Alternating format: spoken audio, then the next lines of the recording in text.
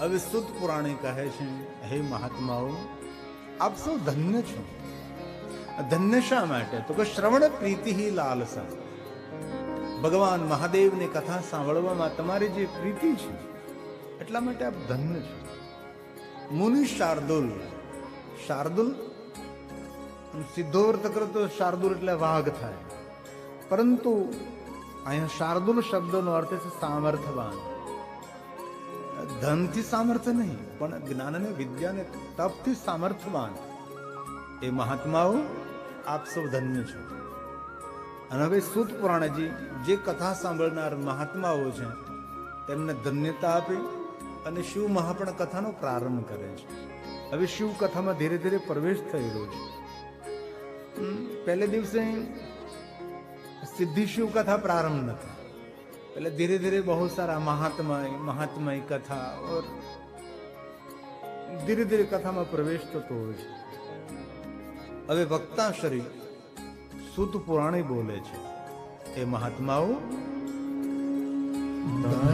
ધન્યસ્તવં મુનિ શાર્દુલ શ્રવણ પ્રીતિ લાલસા. કથા સાંભળવાની જે પ્રીતિ છે એથી આપ ધન્ય છો. માણસોને લાલચ, માન, સન્માન, ધન, વૈભવ, પદ, પદવી, પણ અહીંયા લાલચ ભગવાનની કથા સાંભળવાની. શ્રવણ પ્રીતિ લાલસા. કેટલી સરસ વાત કરે છે. અન્ય કોઈ લાલસા નથી, પરંતુ અમારે ભગવાનની કથાનું શ્રવણ કરવું છે. હે મહાત્માઓ, શિવ મહાપણમાં જે કહ્યું, મને જે યાદ રહ્યું, એ મારી બુદ્ધિ અનુસાર હું તમને કહેવાનો પ્રયાસ કરીશ. સુંદર વિવેક બુદ્ધિ પ્રગટ કરે છે. મને બધી જ ખબર છે, એ વસ્તુ તો બહુ તુચ્છ કહેવાય. હું જેટલું જાણું છું એટલું તમને કહીશ. જે મારા સદગુરુ મને આપ્યું ને એમાં મને જે યાદ રહ્યું ને એ મારી બુદ્ધિ અનુસાર હું કહીશ. આવી રીતે વિવેક પ્રગટ કર્યો છે. એવું નથી કહ્યું કે હું બધું જાણું છું, મને બધી જ ખબર છે, મેં બધું જ મારા ગુરુ મહારાજ પાસેથી મેળવ્યું છે, મારી પાસે છે એવું કોઈ પાસે નથી. એને અવિવેક બુદ્ધિ કહેવાય છે. વિવેક બુદ્ધિ એમને કહેવાય છે કે મને જેટલી મને ખબર છે, મારી બુદ્ધિમાં જેટલું મને સમજાણું છે એ પ્રમાણે હું તમને સૌને કહેવાનો પ્રયાસ કરીશ. અતો વિચાર સુધિયા વશી શાસ્ત્રમ મહોત્તમમાં ઉત્તમ, શ્રેષ્ઠમાં શ્રેષ્ઠ શાસ્ત્ર શિવ મહાપ્રાણ કથા કહેવાનો હું તમને પ્રયાસ કરીશ. પણ મહાત્માઓ સાંભળો, એવી જ કથા હું તમને કહીશ જે મારી પાસે સિદ્ધાંત હોય, આધાર હોય. અને સાંભળો મહાત્માઓ, જે કાંઈ બોલીશ, જે કાંઈ કહીશ, તમારી ભક્તિમાં વૃદ્ધિ થાય, આપની ભક્તિમાં વિક્ષેપ થાય, આપની ભક્તિ ભ્રમિત થાય એવું હું કાંઈ પણ નહીં કહું. અને જે કાંઈ કહેવાનો પ્રયાસ કરીશ એ ભગવાન શિવજીને સંતોષ થાય એ રીતે હું કહીશ. મનુષ્ય જાતિ રાજી થાય. આમ તો જાહેર કથાઓ તો એવી જ હોય છે, જજમાનને રાજી કરવાની હોય, શ્રોતાઓને રાજી કરવા માટેની કથા હોય, લોકોને નાચવું ગમે, લોકોને હસવું ગમે, એના માટે જ કથા હોય છે. પણ અહીંયા સૂત પુરાણે એમ કહે, શિવ તોષ કરમ. મહાદેવજી પ્રસન્ન કેવી રીતે થાય, શિવજીની પ્રસન્નતા કઈ રીતે રહે, એ રીતે હું કથા કહીશ. હું સૌની માનસિકતાને ધ્યાનમાં રાખી નહીં, પણ ભગવાન મહાદેવની પ્રસન્નતા કેવી રીતે ઉતરે એ રીતે હું કથા કહેવાનો પ્રયાસ કરીશ. સુંદર ભાવ પ્રગટ કર્યો છે. જે કાંઈ કહીશ સિદ્ધાંત સાથે કહીશ, આધાર સાથે કહીશ, અને ભક્તિમાં વૃદ્ધિ થાય તે રીતે કહીશ. સર્વ સિદ્ધાંત નિષ્પન્ન. કેટલી સુંદર વાત છે. ભક્ત્યાદિક विवर्धनम् और शिवतोष्करं दिव्यं शृणु वत्स रसायनम् शृणु वत्स रसायनम् હે મહાત્માઓ, આદરથી તમે સાંભળો. ભગવાન મહાદેવના નામનું જે રસાયણ છે હું આપવાનો પ્રયાસ કરીશ. મહાદેવની પ્રસન્નતા કઈ રીતે આપણા સૌ ઉપર ઉતરે એ રીતે હું શંકર ભગવાનની કથા કહેવાનો પ્રયાસ કરીશ. જે કાંઈ કહીશ એ ભક્તિની વૃદ્ધિ કરનારી વાતો કરીશ. આપની ભક્તિ કઈ રીતે દ્રઢ બને, આપની ભક્તિ કઈ રીતે અડગ બને એ રીતે હું ભગવાન મહાદેવનો મહિમા તમને સૌને કહેવાનો પ્રયાસ કરીશ. બહુ સરસ વિવેક સભર વાતો કરે છે સુત પુરાણી શયનકજી. હવે કહે છે કે મારા સદગુરુ ભગવાન વ્યાસે તો મને જે કહ્યું પણ ખરેખર શિવ નોક્તમ પુરા મુને, એ મહાત્માઓ પહેલે જે મહાદેવજીએ કહ્યું છે એ જ આ બધું કહેવાનું છે.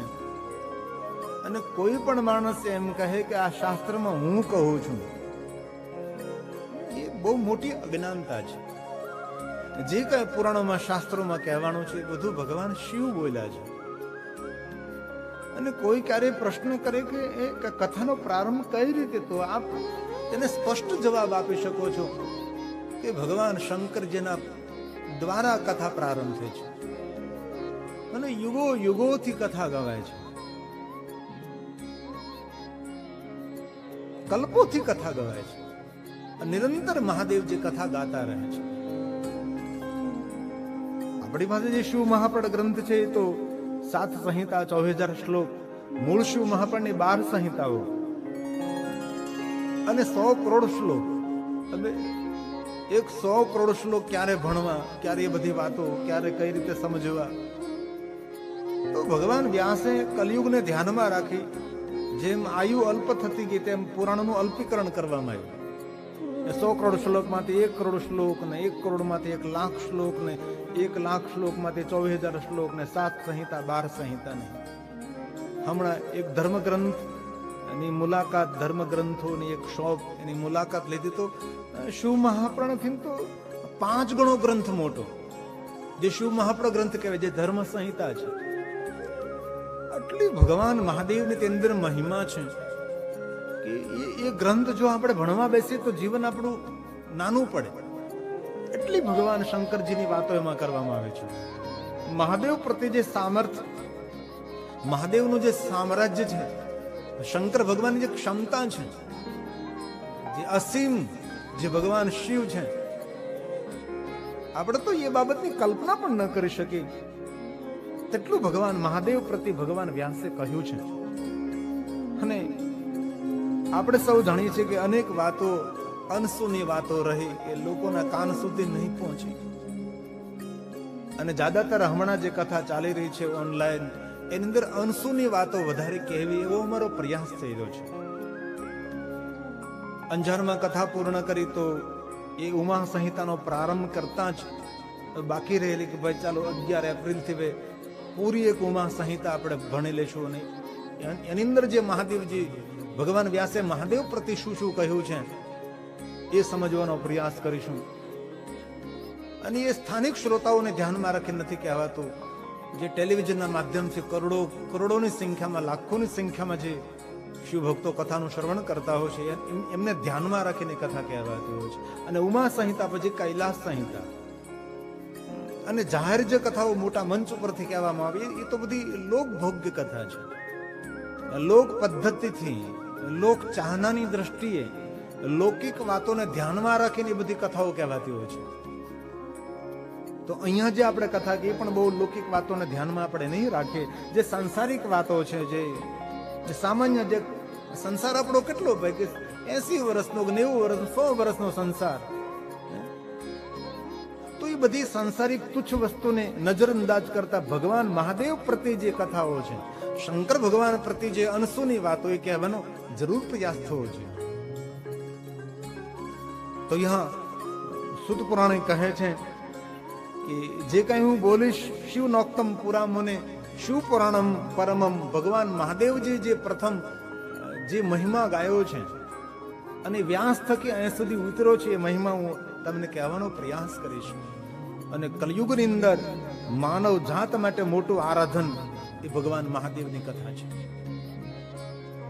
કલયુગને વ્યાલ કહ્યો. વ્યાલ કા અર્થ સર્પ. કલયુગ ક્યાં છે તો કે કલયુગ એ સર્પ છે, ડંખ મારી રહ્યો છે. અને કલયુગથી કોઈ પર નથી. કોઈ વક્તા હોય કે શ્રોતા હોય, અને વક્તાને કોઈ દિવસ એવા ન સમજો કે વક્તા એ પામેલો પુરુષ છે. વાત ખોટી. વક્તા એ વક્તા છે. એક વક્તવ્ય આપે, એક પ્રવચન આપે છે, એક ટીચરનું કામ કરે, એક શિક્ષકનું કામ કરે છે. એટલે કોઈ પણ એવી ગહન વાતો પુરાણની કહેવાતી હોય તો એવી ધારણા નહીં કરવી કે એ બધું વક્તાશ્રી પામી ગયા છે. વક્તાશ્રી એ કાંઈ ન પામ્યું હોય, ફક્ત ભણ્યા હોય છે. પોપટલાલ, પ્યારાલાલ, બીજું કાંઈ ન હોય. એટલે એવી ધારણા નહીં બાંધ્યું કે આ બધું જ વક્તાશ્રીએ ત્યાં સુધી પહોંચી ગયા છે ને એ બધું એને ખબર છે ને એની માનસિક સ્થિતિ ત્યાં સુધી કોઈ પ્રકારની માનસિક સ્થિતિ નથી હોતી. ફક્ત એક ટીચર, એક શિક્ષકની ભૂમિકા ભજવનારા વક્તાઓ છે.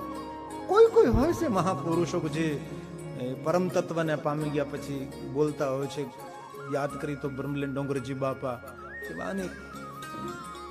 એવા અનેક મહાપુરુષો કે જે પહોંચ્યા પછી બોલતા હોય છે ત્યાં.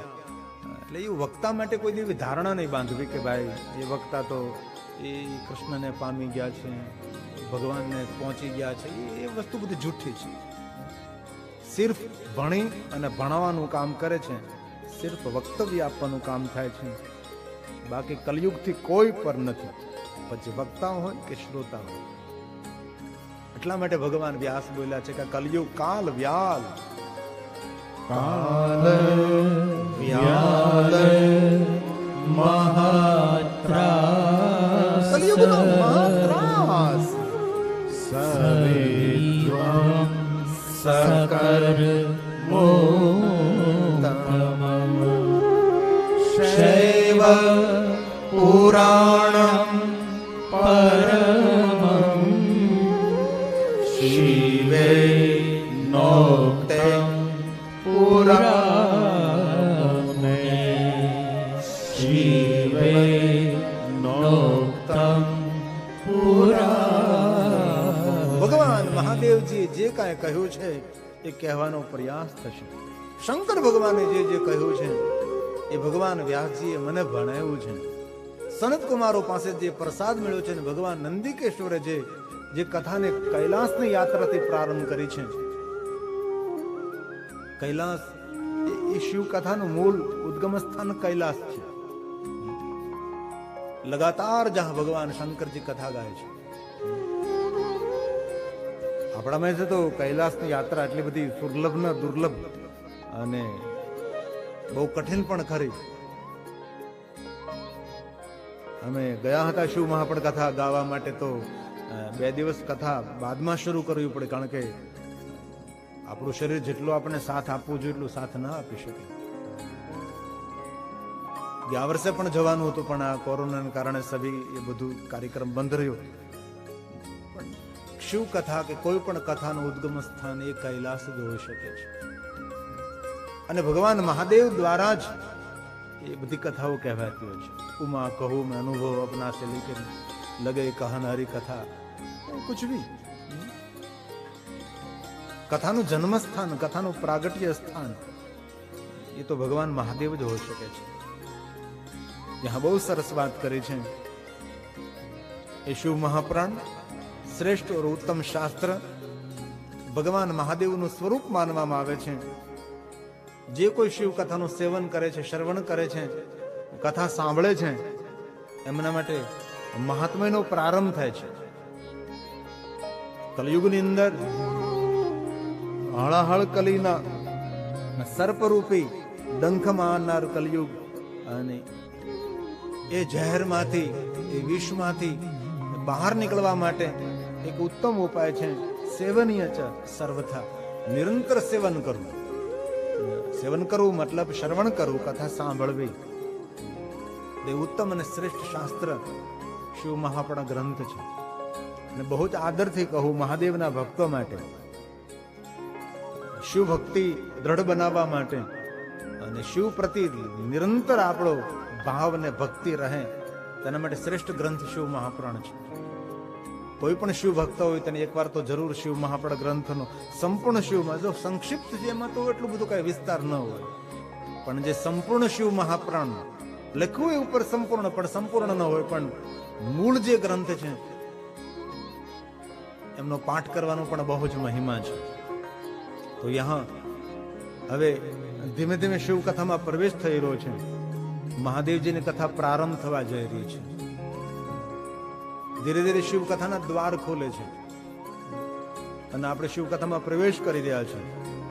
અને સૂત બોલે છે, મહાત્માઓ સાંભળો, હું આપ સૌને ભગવાન મહાદેવની કથા કહું છું અને ભગવાન શંકરે જે કહ્યું છે અને શંકરજીના સ્વરૂપ શિવ મહાપુરાણ ગ્રંથ, એ ગ્રંથ હું તમને સમજાવવા માટેનો પ્રયાસ કરીશ મારી બુદ્ધિનો સાથ. અને કથાનો પ્રારંભ શિવ પુરાણમ પરમ શાસ્ત્ર. દરેક શાસ્ત્રોમાં શ્રેષ્ઠ ઉત્તમ શાસ્ત્ર એ શિવ મહાપુરાણ ગ્રંથ, મહાદેવનું સ્વરૂપ. શિવ રૂપમ ક્ષિતો જ્ઞેયમ સેવનીય ચ સર્વદા. જો કોઈ નિરંતર શિવ મહાપુરાણ ગ્રંથનું સેવન કરે, શ્રવણ કરે છે, એમના માટે બહુ સુંદર મહિમા છે. આમ તો શિવ મહાપુરાણમાં તો કથા સાંભળવાનો એટલો બધો મહિમા સમજાયો છે કે એ મહાત્મ્યના જો દરેક શ્લોક આપણે ગાઈએ તો 9 દિવસ તો એ મહાત્મ્યમાં જ પૂરા થઈ જાય. કથા સાંભળવાથી એટલો લાભ થાય, કથા સાંભળવાથી એટલો લાભ થાય, કેટલા સાંભળવાથી આમ મળે, તેમ મળે, આમ મળે. પણ એ બધા શ્લોક નહીં ગાવા કરતા આ દુનિયાના જેટલા પુણ્યો હોય એ બધા જ પુણ્યો કથા શ્રવણ કરવા માત્ર તે પ્રાપ્ત થાય. એમાં ઘણું બધું આવી જાય. પણ કોઈ શ્લોક ગાવા જેવા હોય, ગાવા જેવા તો બધા જ હોય, પણ કોઈ શ્લોક આમ ગાઈએ તો આમ મનને તસલ્લી થાય. બાકી તો હમણાંથી તો જે મેં કથાને ઉપાડી છે, શિવપુરાણનો એક એક શ્લોક ગાઈએ છીએ. કોટી રુદ્ર સંહિતા લીધી તો કોટી રુદ્ર સંહિતા એક એક શ્લોક ગાવાની. કોઈને રસ પડે ન રસ પડે, પણ એક વાયુમંડળ, એક આકાશ મંડળની અંદર એક શબ્દરૂપી ઉર્જા આપણે છોડી રહ્યા છીએ, એ વાત પાકી છે. કારણ કે શબ્દ બ્રહ્મ છે, શબ્દ અમર છે. તો એ રીતે ભગવાન મહાદેવની કથા વાયુમંડળમાં વહેતી થાય એના માટે એક એક શ્લોક, ઉમા સંહિતાનો પણ પહેલેથી લઈને એક એક શ્લોકનું ભાષાંતર સાથે શું કહેવા માંગે. એમાં ઉમા સંહિતા પ્રારંભ કરી, એમાં ઉપમન્યુજી કૃષ્ણજીને બધું જ સંવાદ કરે છે ને ઉપમન્યુ એમ કહે છે કે ભાઈ મેં જે ભગવાન કૃષ્ણ મારી આંખો દ્વારા કૈલાસમાં મેં જોયું છે એ બધું હું કહું છું. તો એ ત્રિશુલ કેવું શંકર ભગવાનનું, શંકર ભગવાનનો ફરસો કેવો, ફરસો મતલબ કુવાડો કેવો, ભગવાનનું સુદર્શન ચક્ર શંકર ભગવાનનું કેવું છે. મેં મારી આંખો દ્વારા શંકર ભગવાનના પરિવારને જોયો છે કૈલાસમાં. એ કૈલાસના ઉત્તમ શિખર ઉપર બેસીને ઉપમન્યુજી દ્વારકાધીશ કૃષ્ણજીને બધી કથાઓ કહે છે. એક એક વાત, અને એ છેલ્લી વાત તો એટલી સરસ સ્પષ્ટ વાત કે ભગવાન મહાદેવજી જે ફરસો, જે કુવાડો પકડ્યો છે, તો એવું લાગતું હતું મને કે ભગવાન શંકરજી સૂર્ય હાથમાં પકડ્યો છે, એવો તો કુવાડો ચમકતો હતો. કેવું સામર્થ્ય મહાદેવજીનું, જે અનસુની વાતો અમને પણ પહેલી વાર એ સાંભળવા મળી કે ભગવાન મહાદેવનું એટલું મોટું સામર્થ્ય. એક વસ્તુને હર કોઈ વ્યક્તિ સમજી શકે છે કે ભ્રુકુટી માત્રથી જગતનું સર્જન અને સંચાલન ને વિસર્જન કરી શકે એ દેવ કોઈ સામાન્ય દેવ તો હોય છે નહીં. અને એ તો ભક્તિઓ આદર સાથે કહી શકે કે જગત સર્જક ભગવાન શિવ છે. એ વાત તો અકાટ્ય છે ને. એ તો જેના પુણ્ય ઓછા એ ભગવાન શિવને છોડે, બાકી જેના પુણ્યનો ઉદય થયો એની તો શિવ ભક્તિ દિન પ્રતિદિન દ્રઢ બને. તો બહુ મહાત્મ્ય છે શિવ મહાપુરાણ ગ્રંથના પ્રારંભમાં. એ દરેક મહાત્મ્યને હૃદયથી પ્રણામ કરું છું. કારણ કે દરેક શ્લોકો ગાવા રહી તો 9 દિવસમાં આપણે કેટલી બધી ભગવાન મહાદેવની કથાઓ ગાવી છે. એક એક ચરિત્રને ધ્યાનમાં રાખીને 12 જ્યોતિર્લિંગોથી લઈને બધું જ 9 દિવસમાં ગાવાનો પ્રયાસ કરવો છે. તો બહુ મહત્વની વાત કે જે કોઈ આ કથા શ્રવણ કરે છે એમને શું મળે, શું લાભ થાય? બહુ મોટો લાભ થાય. જે કલયુગમાં અસંભવ હોઈ શકે છે એ સંભવિત બને છે. આ શ્લોક શિવ મહાપુરાણ ગ્રંથનો છે. રાજસૂયે યદ પુણ્યમ રાસુ યદ પુણ્યમ, ક્યા બાત હૈ. અગ્નિષ્ટો શતે રાસુ યજ્ઞ યુધિષ્ઠિરે કર્યો હતો, તામે જૂઠ ઉઠાય. રાજા મહારાજાઓ જે યજ્ઞ કરે, રાજસુ યજ્ઞ, જે 5 પાંડવ દ્વારા યુધિષ્ઠિર મહારાજ દ્વારા જે યજ્ઞ કરવામાં આવ્યો હતો એમાં બધાએ પોતપોતાના કામોને લઈ લીધા, પણ એ જે પતરાવળી ઉઠાવવાનું કામ હતું, તામે જૂઠ ઉઠાય, એ પંક્તિ કેટલી લોકપ્રિય બની. કૃષ્ણ ભગવાને જે નાનું કામ હતું એ યજ્ઞને સફળ કરવા માટે કામ લઈ લીધું છે. બાકી તો બધાએ કોઈ આવકાર આપવાનું, કોઈ નામ કરું તેમ કરું, કેટલા કામ હોય બધા કે અમે આમ કરશું. અહીંયા પણ કથા આયોજન થઈ, તેમાં મુંજાલભાઈ નેહભાઈને કીધું કે ચાલો ભાઈ મેં ડેકોરેશન કરીશું, મેં આ કરશું, અમે આ કરશું. આમાં કોઈ એવો માણસ નહીં હોય કે અમે ઠામડા ઉટકશું. એવું કોઈ ભાગ્ય ભાષણ અમે કરશું બધા. એ તો કોઈ હોય છે. એ કૃષ્ણ ભગવાને કામ કર્યું, ભાઈ તું ચિંતા કર, યજ્ઞ સફળ થશે. એ બધી પતરાવાળી ઉપાડવાનું કામ મારું. તો આવા રાસુ યજ્ઞ રાજા મહારાજાઓ કરી શકે છે, અન્ય કોઈ ન કરી શકે. તો રાસુ યજ્ઞ કરવાનું જે પુણ્ય મળે એ પુણ્ય મહાદેવની કથા શ્રવણ કરવા માત્રથી, और સેંકડો યજ્ઞનું પુણ્ય મળે એ પુણ્ય શંકર ભગવાનની કથા શ્રવણ કરવા માત્રથી. આ વરદાન છે. વરદાન કયો તો વરદાન ને વચન કયો તો વચન. પુણ્યમ લભતે શંભો કથા શ્રવણ માત્ર. કેટલી મોટી વાત છે. કથા શ્રવણ માત્ર. મહાન યજ્ઞો કરવાનો પુણ્ય ભગવાન મહાદેવની કથા શ્રવણ કરવા માત્રથી પ્રાપ્ત થાય. તો કથા એ કોઈ વાર્તા નથી. કથા એ વ્રત છે, કથા એ સાધના છે, કથા એ અનુષ્ઠાન છે, કથા ઉપાસના છે, કથા ભગવાનની ભાંગમય પૂજા છે. એ વાતથી આપણે સૌ વાકેફ છીએ. બહુ સુંદર વાત કરી. કેટલો મહિમા, ગજબની વાત છે.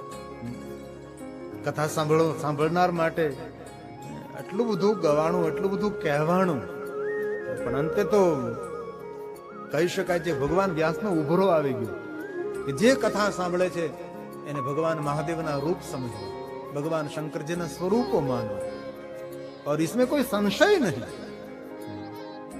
એ તો રાસુ અગ્નિષ્ટમ એક જ શ્લોક, બાકી એવા તો ઘણા બધા શ્લોક છે. કથા સાંભળો તો આમ મળે, કથા સાંભળો તો એટલું પુણ્ય મળે, કથા સાંભળો એટલું પુણ્ય મળે, કથા સાંભળો તો એટલું પુણ્ય મળે. એટલા પુણ્યો ગાયા. એ પુણ્ય ગાવામાં 9 દી પૂરા થઈ જાય.